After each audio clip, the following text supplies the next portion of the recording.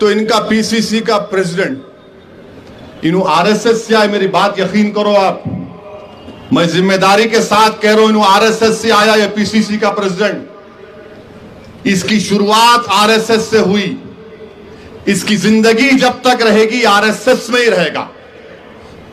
और आरएसएस की खूबसूरती है कि आरएसएस सब कुछ छोड़ती है, ऐसा तू वहां जा, तू यहां जा, तू उधर जा, तू इधर जा। तो इन्होंने शुरू किया आरएसएस, फिर उसके बाद इन्होंने बीजेपी में, एबीवीपी, बीजेपी में गए। 1999 में असेंबली का इलेक्शन, बाई इलेक्शन हुआ, सैयद सज्जाद साहब का इंतकाल हो गया, कारवान का। अफसर खान लड़े, किशन रेड्डी पहला इलेक्शन मंडली से लड़के हार गए, डिच्चा मारने को आए, उल्टा मामला हो गया। मैं अपनी आंखों से ये आरएसएस अन्ना को किशन रेड्डी के साथ काम करते देखा। फिर बाद में आरएसएस बोली नहीं तू छोड़ दे, टीडीपी में चला जा। टीडीपी की साइकिल पे ऐसा बैठा, नायडू की साइकिल को ही तोड़ दिया पूरा। तो नागपुर से आरएसएस का हुक्म हुआ कि अब तू चले जा कांग्रेस में, कांग्रेस में चले गया। अब ये ऐसा इंसान है जिस किसी इमारत पे बैठता उसको बिठाता, उन्हें पूरा डिमोलिश करते। तो कांग्रेस के गांधी भवन को मोहन भगवत कंट्रोल कर रहे। कांग्रेस का निशान क्या है? पंजा। हाथ किसके हाथ में है? आरएसएस के हाथ में है।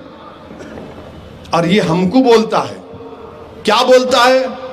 असदुद्दीन ओवैसी की शेरवानी पे चले गए उन्होंने,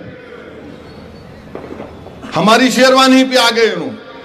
तो मैं आपको एक बात याद दिलाना चाह रहा हूं, हिटलर के जमाने में 60 लाख यहूदियों को कत्ल किया हिटलर।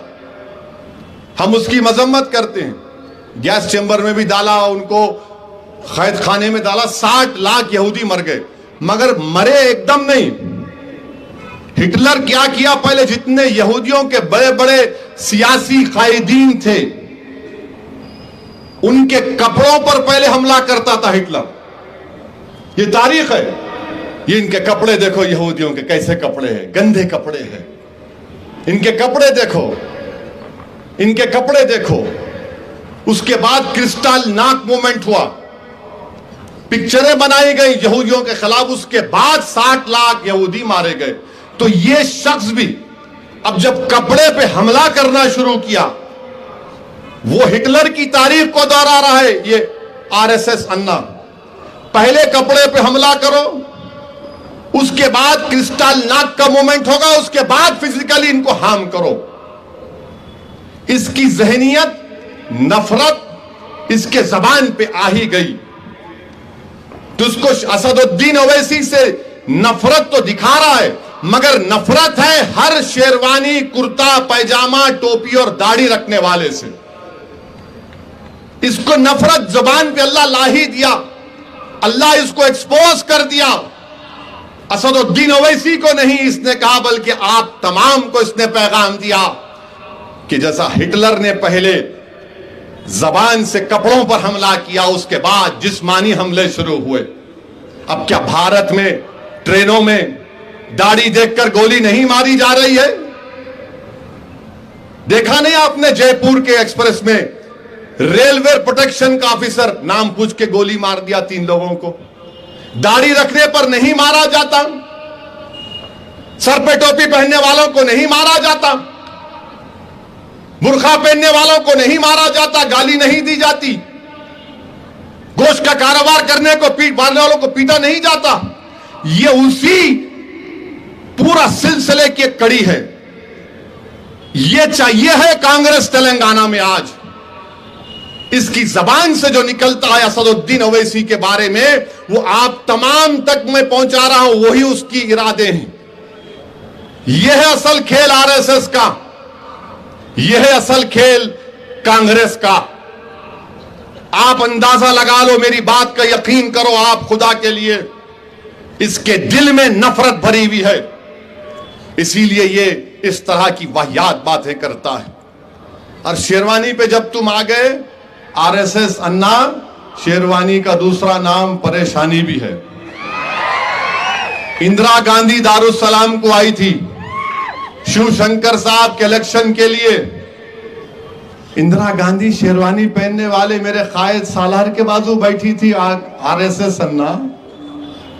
अच्छा, इन्हें खुद, ये कांग्रेस का सदर खुद, जब बल्दिया के इलेक्शन हैदराबाद में हो रहे थे, इसका वीडियो है, हजरत गूगल पे जाओ, आप यूट्यूब पे जाओ, असद भाई हमको छोड़ दो, जहां आप लड़ रहे वहां वोट ले लो, जहां आप नहीं हमको वोट दो। जब तेरे को याद नहीं आई शेरवानी,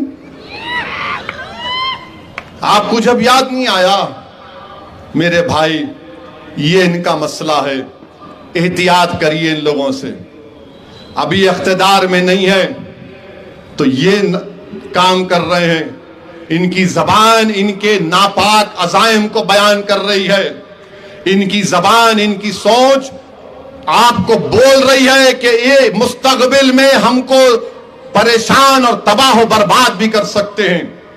क्या आप भूल गए 2013 में तांडूर में क्रिकेट मैच हुआ था, फसाद हुआ नहीं हुआ? हादी किसकी हुकूमत थी? किरण कुमार रेड्डी की थी। अब बोलते गोशा महल क्यों नहीं लड़े, वो तो बोल दिया। अब आप मेरा मंजलिस का इखलास सुनो, हादी यहां बैठे हुए हैं, हादी मेरे सामने आके रोए, साहब तांडूर लड़ना, बहुत जिद्दी आदमी हादी, आपको अंदाजा नहीं